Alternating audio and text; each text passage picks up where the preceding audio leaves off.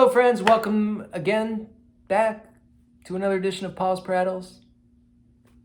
Today, we're going to talk about the chemicals in our food. Not to bum you out or anything like that, but again, if you're not getting manufactured food and you're starting to move away from it, starting to move to the outer edges of the grocery store, eating food, not too much, mostly plants. If you're doing that or starting to think in that way, then this might be interesting for you as a way of kind of recognizing what's actually in the foods that are being processed. Now, this is not just at grocery stores, but also fast food and restaurants, things like that. You're gonna run into all this stuff. So today's title, Yoga Mats and Subway Sandwiches. I want to start out this week by throwing out a big clunky word and then following the thread to see where it leads us. Here we go. You ready? The word is Azodicarbonamide. Azodicarbonamide. Did I pronounce that right? I have no idea. If you know, please let me know. Please let me know I pronounced it wrong, because I probably did. I phoneticize it as azodicarbonamide. All right. So it's also used as the abbreviation ADA, okay? And ADA is a chemical that's used in yoga mats, in the soles of shoes, in foaming plastics. And in 1999, the World Health Organization found that workers in factories that made this chemical had a prevalence of respiratory issues, allergies, and asthma. And they recommended that exposure levels be as reduced as much as possible. All right. There's another place where this chemical was famously used, and you may have heard about this, the bread in fast food establishments like Subway and Wendy's. So the chemical used in yoga mats was used in Subway sandwich bread. So, and due to intense public pressure by this really amazing person that I've been researching this past week, her name is Vani Hari, and her website is www.foodbabe.com, Foodbabe. And she started putting pressure on Subway to get rid of this particular chemical in the bread, and she did it. So, and she's done a lot of other things too. She's like she's for Starbucks, Chick-fil-A, what else? Boy, many places. In the United States, it is still used, this chemical is still used to this day in many bread-like products, as is a cheap whitening agent and dough conditioner. Okay, so 10,000 additives for dinner. Today in the United States, the ADA is just one of over 10,000 additives that are allowed in food, all approved by the Food and Drug Administration. This is about 10,000 more chemicals than our bodies are being exposed to than our great-grandparents, than their bodies were exposed to. And of course, these chemicals aren't just in the food that we consume. There's more of them that are in wall paint, carpeting, furniture, cookware, the air we breathe, etc. So, and due to genetic factors, some people's bodies can detoxify better than others. But as we are exposed to more and more chemicals in our environment, the detoxification pathways in our bodies become more and more challenged, especially when they're not supported by a high nutrition diet, leading to an epidemic of disabling illness and chronic disease. All right. So the reason that Vani Hari started looking into the chemicals the fast food and processed food industry was putting in our food was because she became sick with such a severe case of endometriosis that she landed in the hospital. And it was then she had her change of heart, because before that she was eating the standard American diet, SAD, and then she started eating whole foods. She started looking at what was in these products. And just by doing this, just by switching her diet to a whole foods diet, she recovered her health. And if you look at the before and after pictures on her website, it's quite amazing.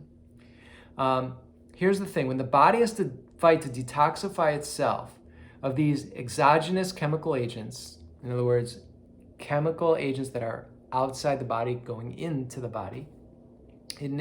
So when it has to fight to detoxify itself of these things, it neglects other things, right? There's only so much energy the body has, and if it needs to use that energy to deal with these foreign invaders, it doesn't have as much energy to attend to other needs, making us more susceptible to disease and other problems. So when we reduce or even eliminate these chemicals from our diet, we might be pleased to find that some medical condition that we have that maybe we've even being medicated for, like Vani's endometriosis, is suddenly no longer a problem. So Vani Hari, along with so many others, are canaries in the coal mine, people who are a little more sensitive than the average population and are adversely impacted by the chemicals and ingredients used by the manufactured food industry. However, these days, it's no longer just the super sensitive canary that's being affected. Here is a shocking statistic.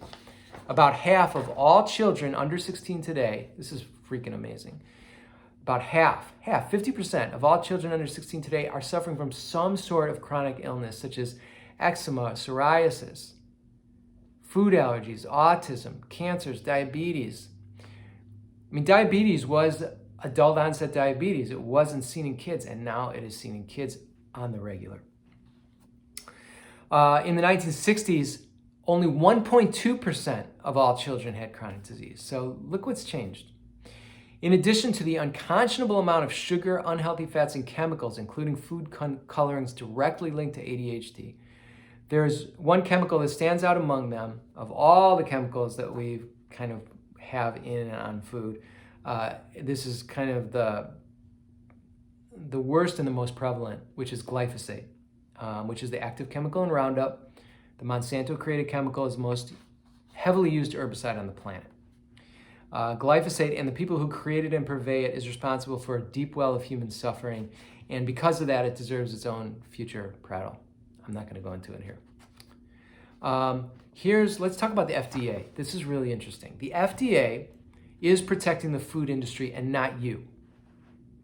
We tend to assume that the FDA is there to protect our health and protect our food system. However, of those 10,000 additives, only 5% have been actually tested for safety. 5%. And 43% of those 10,000 fall under the title as generally recognized as safe. They call it GRAS, generally recognized as safe. So when they get that label, they don't have to be tested. You may be surprised to find out that the generally recognized as safe committee at the FDA, the people that determine who get that label, have strong food and agriculture industry ties. 2013, a study by the prestigious JAMA, J-A-M-A, Internal Medicine, concluded that between 1997 and 2012, we found financial conflicts of interest were ubiquitous in determinations that an additive to food was generally recognized as safe. The lack of independent review in GRAS determinations raises concerns about the integrity of the process and whether it ensures the safety of the food supply.